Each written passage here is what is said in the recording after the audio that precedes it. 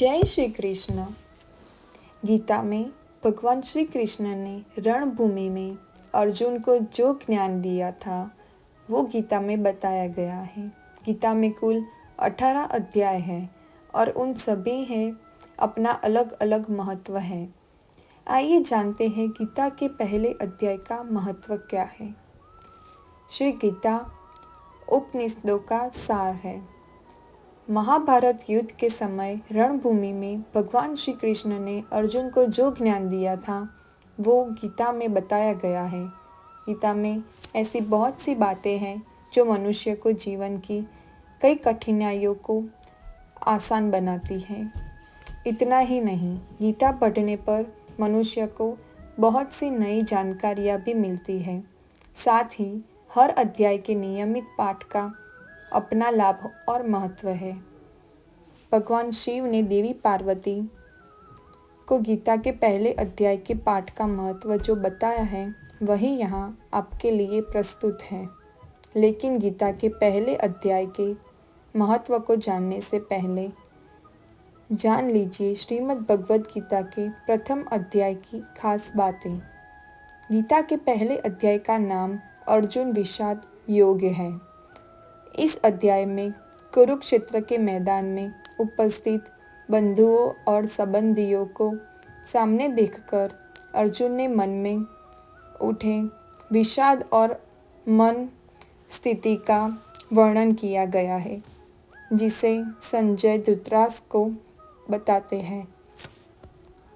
गीता के प्रथम अध्याय का महत्व। एक समय पार्वती जी ने पूछा है, महादेव जी, किस ज्ञान के बल पर संसार के सभी लोग आपको शिव कहकर पूछते हैं? मृगछाला ओढ़े और अपने सभी अंगों में शमशान की विभूति लगाए, गले में सर्प और नर मुंडों की माला पहने हुए हो, इनमें तो कहीं भी पवित्र नहीं, फिर आप किस ज्ञान से पवित्र माने जाते हैं? तब महादेव ने उत्तर दिया कि हे प्रिय, सुनो, मैं गीता ज्ञान को अपने हृदय में धारण करने से पवित्र माना जाता हूँ। इस ज्ञान से मुझे बाहर के कर्म नहीं व्यापते। तब पार्वती जी ने कहा कि भगवान, जिस गीता ज्ञान की आप ऐसे स्तुति करते हैं, इसके श्रवण करने से कोई कृतार्थ भी नहीं हुआ है। महादेव ने उत्तर देते हुए कहा कि इस ज्ञान को सुनकर बहुत से जीव कृतार्थ हुए हैं और आगे भी होंगे। मैं तुम्हें एक पुरातन कथा कहता हूँ, तुम सुनो। एक समय पाताल लोक में शेष नाग की सत्या पर नारायण जी ने नैन मूंद कर आनंद में मग्न थे। उस वक्त भगवान के चरण दबाते हुए लक्ष्मी जी ने पूछा, हे प्रभु, निंद्रा और आलस को उन मनुष्य को व्यापता है जो जीव तामसी होते हैं। फिर आप तो 3 गुणों के अतीत हो, आप वासुदेव हो, आप जो नेत्र मूंद रहे हो, इससे मुझे बड़ा आश्चर्य है। नारायण जी ने उत्तर देते हुए कहा कि लक्ष्मी, मुझको निंद्रा आलस्य नहीं व्यापता। एक शब्द रूप जो भगवत गीता है, उसमें जो ज्ञान है उसके आकार रूप है। यह गीता शब्द रूप अवतार है। इस गीता में यह अंग है 5 अध्याय मेरे मुख हैं, 10 अध्याय मेरी पूजा है, 16वां अध्याय मेरा हृदय है और मन और मेरा उदर है, 17वां अध्याय मेरा जंदा है, 18वां अध्याय मेरा चरण है, गीता श्लोक ही मेरी नाड़ियाँ हैं और जो गीता के अक्षर है वो मेरा रोम है। ऐसा मेरा शब्द रूपी जो गीता ज्ञान है उसी के अर्थ में हृदय में विचारता हूँ और बहुत आनंद प्राप्त होते हूँ। लक्ष्मी जी बोले, हे श्री नारायण जी, जब श्री गीता जी का इतना ज्ञान है तो उनको सुनकर कई जीव कृतार्थ भी होते होंगे, सो मुझसे कहो। तब श्री नारायण ने कहा कि लक्ष्मी, गीता ज्ञान को सुनकर बहुत से जीव कृतार्थ हुए हैं, सो तुम श्रवण करो। एक व्यक्ति था जो चांडालों के कर्म करता था और तेल नमक का व्यापार करता था। उससे एक बकरी पाली। एक दिन वो बकरी चराने के लिए वन में गया और वृक्ष से पत्ते तोड़ने लगा। वहाँ उसे एक सांप से डस लिया, जिससे वो तुरंत मर गया। मरने के बाद उसने बहुत से नरक भोगे और फिर उसका जन्म बैल के रूप में हुआ। उस बैल को एक भिक्षुक ने मोल लिया। वो भिक्षुक उस पर चढ़कर सारे दिन मांगता फिरे। जो कुछ भिक्षा मांगकर लाता वो उसे अपने परिवार के साथ मिलकर खाता और वो बैल सारी रात द्वार पर खड़ा रहता। उसके खाने पीने का भी कोई ख्याल नहीं करता था और सुबह होते ही बैल पर चढ़कर फिर मांगने निकल जाता।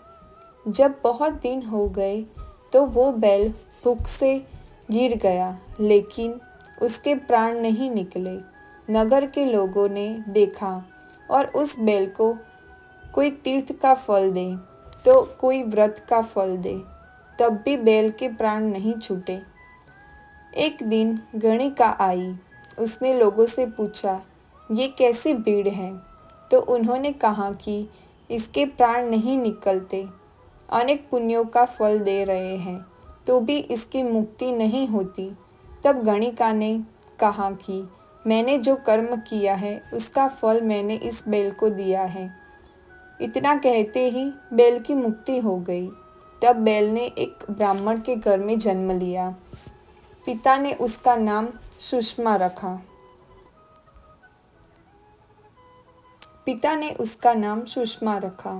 उसके पिता ने उसे पढ़ाया लिखाया। उसको अपने पिछले जन्म की सुध थी।